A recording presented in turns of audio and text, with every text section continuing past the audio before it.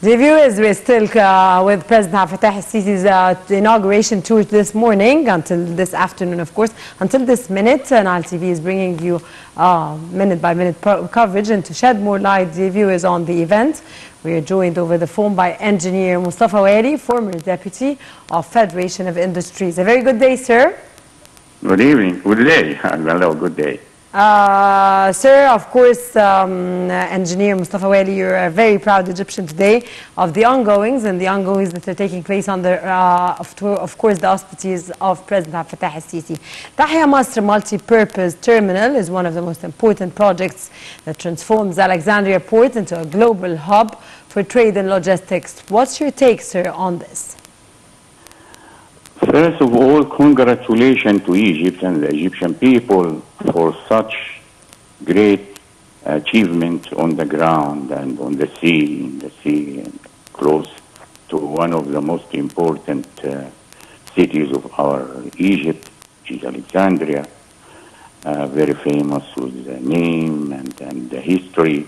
And then added to this, right now, we have this terminal which actually will bring us, according to the figures and exactly what we see on the ground and by the sea, is an achievement which will make us, will take us directly to become a world trade hub. Egypt and Alexandria especially will be a world trade hub. That in itself something should make us so proud of what's going on in our country, despite what's going on in the world and the toughness which we are all going through. That's something very great, very encouraging. Engineer Mostafa Wali, taking into consideration that, of course, Egypt's geographical place globally is one of the most important. How do you see the multi-purpose terminal in light of what's taking place, of course, as an achievement and for Egyptians and globally from the point of view of internationally, sir, and how on the impact of this internationally? Yeah, with the increasing demand and the real need to cope with the demand of the world in exchange of trade in general, and with the fact that maritime cost in transport and for international trade is the cheapest and the safest in the meanwhile. So if we can get to this in the right way and with such achievement on the ground, then we are participating, first of all, that increasing our economic returns out of such a project. And meanwhile, we are making it easier for the world and in general, and for the country, for the continents which we are actually, and luckily we are so close to them, because if we look at our unique positioning, geographical positioning, then it's Africa for sure, and then it's Asia, and of course it's Europe. And ports in these countries, in these continents, actually, we are lucky to have the Suez Canal, of course, and the development of Suez Canal. But now we have to look for the Red Sea and the Mediterranean. And in both seas, I mean the Mediterranean and the Red Sea, there are such big projects, the same also which we have been witnessing in Red Sea.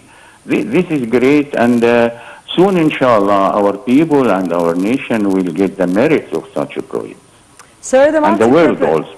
Sir, the multi-purpose terminal is totally owned by 3 Egyptian authorities, and its length reaches 2.5 kilometers. This enables, of course, huge containers, or enabling us to receive, or enabling these to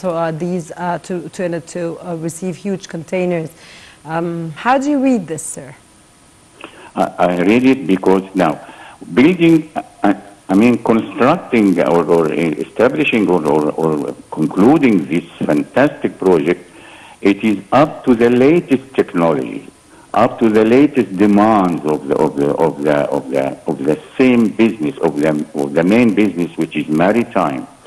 Then, for example, we have the wharf such extension, and we have the draft of such extension, then we are ready to cope and to receive the largest capacity of maritime of vessels.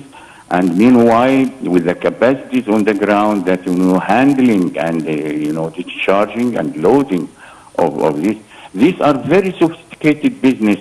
But when we are ready for it, we are ready for it. We will do it to the best. Then, of course, I was very, very pleased and honored actually to watch the chairman of CMA, and then he is appreciating what's going on and what he has witnessed, and he is an honorable guest, and he witnessed all what's going on. And such people and these people only, they know nothing except the business and the successful business and the objectives of their business. That's great. Simple as that. Sir, Minister of Transportation said a protocol was signed with Iraq and Jordan to establish an Arab trade line. What is the importance of this step from your own motto, sir?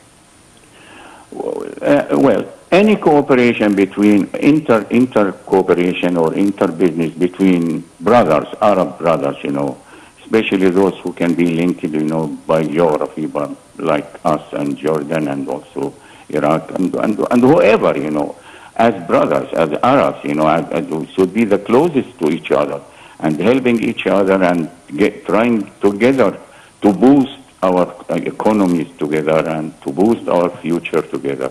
That's something great. I hope more and more of such projects on the ground will be fulfilled, will be established.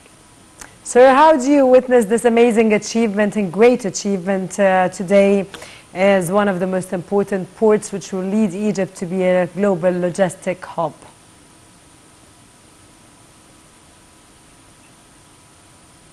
Well, actually, I didn't hear the last few. I was asking you, sir, how do you witness this great, amazing achievement that took place today? How will it lead Egypt to be one of the most important global logistic hubs as in the Mediterranean ports, sir? On the ground, we have the evidence, right now we have the evidence, and through more and more of such projects in most of our prospecting areas and of economy, we should. I mean, Egypt will take its role and it will have its role as a beacon for the area. I mean, for Africa and the south of East of Europe, and also our dear brothers in Arab countries. Great, sir. Engineer Mostafa Wali, we thank you so much, sir, for this very important former Deputy of Federation of Industries. Thank you very much for your informative knowledge, sir, and for your, of course, informative knowledge and being with us on air now and for our coverage, and hope you're today a proud Egyptian as long as we live proud Egyptians under the auspices and directives of President Abdel Fattah el-Sisi. Thank you very much, sir.